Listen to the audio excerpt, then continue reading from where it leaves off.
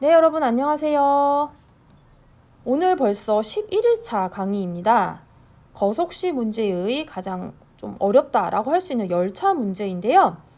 오늘까지 하시고 나면 여러분께서 웬만한 거속시 문제는 좀 풀 수 있을 것 같습니다. 혹시 풀다가 어려운 문제가 있으면 선생님한테 꼭 질문해 주시기 바랍니다. 자, 앞에 열차 문제 함께 보도록 할게요. 일정한 속력으로 달리는 열차가 있다. 이 열차가 길이가 1800m인 다리를 완전히 통과하는데 80초가 걸리고 길이가 600m인 다리를 통과하는 데는 30초가 걸린다. 이 열차의 길이와 속력을 구하시오. 자, 여기서 가장 중요한 단어가 무엇일까요? 찾으셨나요? 네, 바로 일정한 속력입니다. 일정한 속력 별표. 자, 구해야 하는 것은 무엇인가요? 네, 구해야 하는 것은 열차의 길이와 속력이죠. 자, 그러면 우리가 무엇을 x라고 두면 좋을까요? 네, 선생님은 열차의 길이를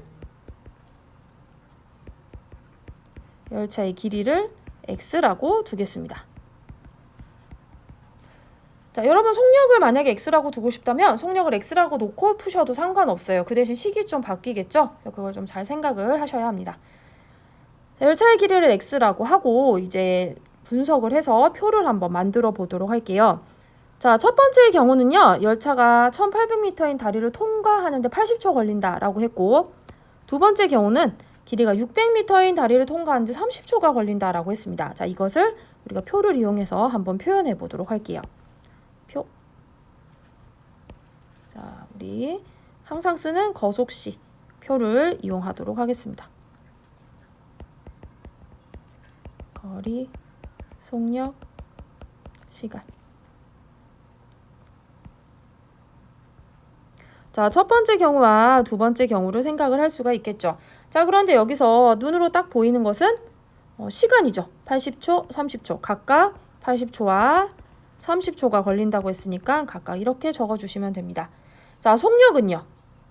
일정한 속력이라는 거는 아는데 사실 속력이 나와 있진 않아요. 그쵸? 그래서 아직 표현은 안 될 것 같아요. 자, 그러면 이제 거리를 한번 볼까요? 자, 이거 거리를 어떻게 표현할 것인가? 자, 열차가 얼마나 움직였는지를 지금 생각해야 되잖아요. 자, 그림으로 한번 보도록 하겠습니다. 자, 다리가 있습니다. 다리가 길이가 1800m라고 할게요. 이게 다리예요. 자, 다리에 지금 열차가 칙칙폭폭 하면서 지나갈 거예요. 자, 언제부터가 들어가는 시작입니까? 그죠? 이 다리 끝, 여기 처음 부분. 이 처음 부분을 땅 하고 들어가면 출발을 하겠죠. 그러니까 실제로 움직이는 거리는 여기서부터 시작인 겁니다. 그렇죠? 쭉 다리를 통과하는 중입니다. 자, 계속 가요. 쭉쭉쭉 가겠죠. 그러다가 이제 이 정도 왔어요. 자, 완전히 통과가 된 건가요? 안 됐죠? 완전히 통과가 안 됐습니다. 어떻게 해야지 완전히 통과가 되는 건가요? 저 기차의 마지막 꽁무니 부분이 완전히 빠져나와야지만 통과가 되는 겁니다. 그래서 실제로 기차가 여기까지는 와야 되겠죠. 그러면 실제로 이 기차가 이동한 거리는 여기서부터 여기까지로 표현을 할 수가 있겠네요. 그런데 그림을 잘 보시면 이것은 결국 다리의 길이와 그 다음에 열차의 길이 x를 어떻게 한 것과 같다? 더한 것과 같은 거죠.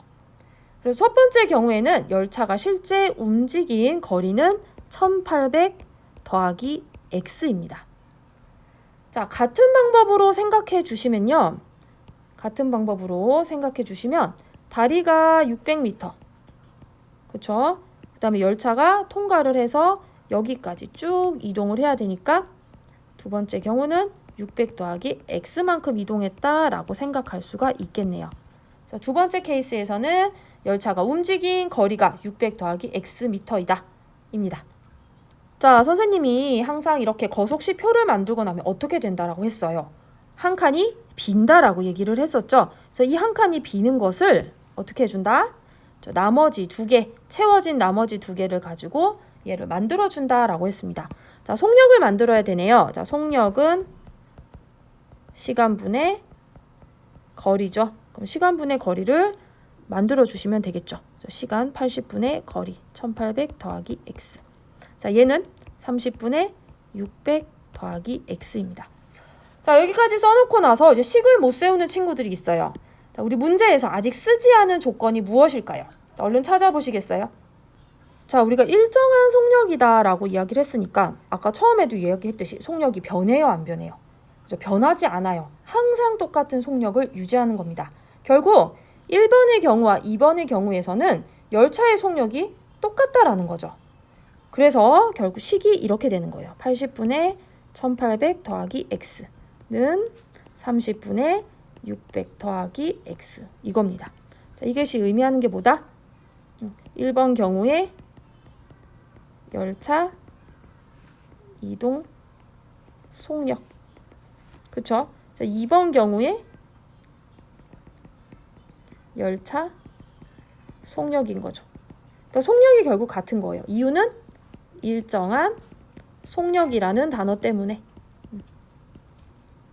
자, 그래서 이걸 이제 계산해 주시면 어떻게 돼요? 양변에다가 무엇을 곱한다? 240을 곱해 주시면 자, 3에 1800 더하기 x는 8 곱하기 600 더하기 x. 자, 풀어 주실까요? 5400 더하기 3x는 4800 더하기 8x. 자, 왼쪽에 3x 빼기 8x. 오른쪽은 4800 마이너스 5400. 이렇게 이항시켜서 정리해 주시면 되죠. 마이너스 5x는 얼마? 마이너스 600이다. 따라서 x는 얼마? 네, 120입니다. 자, 결국 이게 무슨 말이에요? x가 120이다라는 얘기는 무엇이 120이다? 그죠? 열차의 길이가 120m이다라는 거죠. 자, 그러면 이제 속력을 구해야 되는데 속력을 또 따로 어떻게 구하지? 이게 고민할 게 아니라 어디를 보시면 된다? 표를 보시면 돼요. 표에 보시면 속력을 이미 구해놨어요. 식으로. 그래서 이 두 개 중에 하나에 x값을 대입을 해주시면 되는 겁니다. 자, 두 개 중에 선택은 자유. 자, 선생님은 조금 더 간단한 이 아이를 선택해 볼게요.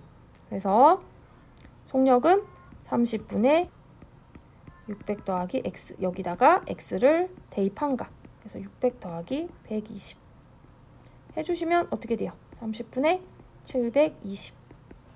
그래서 24. 자, 그래서 속력은 어떻게 된다? 24m/초 이렇게 됩니다. 단위도 꼭 잘 적어주셔야 해요. 자, 여러분 1번부터 4번까지 문제는 같은 유형의 문제고요. 5번은 조금 다른 문제입니다. 5번은 여러분께서 직접 한번 생각해 보시고 풀어보시면 되겠습니다. 도전 문제니까 부담 갖지 마시고 풀어주시기 바랍니다. 자, 오늘 거 복습해 주시고요. 내일부터는 다른 유형의 1차 방정식 활용 한번 해보도록 하겠습니다. 자, 오늘도 화이팅입니다. 여러분 안녕.